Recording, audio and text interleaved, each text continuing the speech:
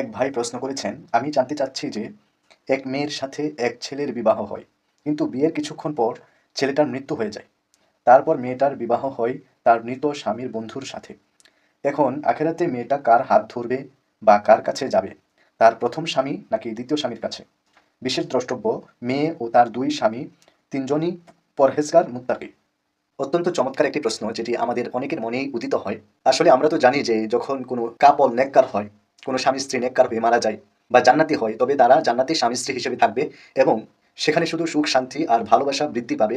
দুনিয়ার মতো কোনো ধরনের ঝামেলা থাকবে না, কোনো ধরনের দাম্পত্যিক কলহ বা পারিবারিক কলহের তো প্রশ্নই আসে না।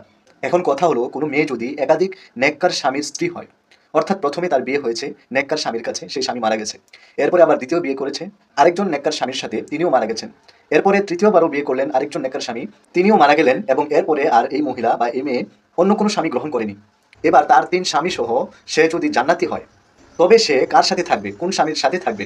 এই প্রশ্নের জবাবে আমরা হুজুর সাল্লাল্লাহু আলাইহি ওয়াসাল্লামের একটি হাদিস শুনতে পারি, যেটি হযরত উম্মে সালামা রাদিয়াল্লাহু তাআলা আনহা থেকে বর্ণিত।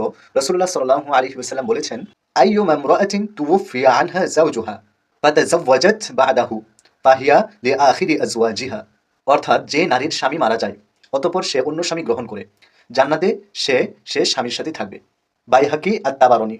প্রিয় দর্শক, আমরা এই হাদিসটির মাধ্যমে নিশ্চিত হলাম যে যদি কোনো নারী পরপর একাধিক নেক স্বামী গ্রহণ করে থাকে, তবে সে জান্নাতে তার সর্বশেষ স্বামীর সাথেই থাকবে।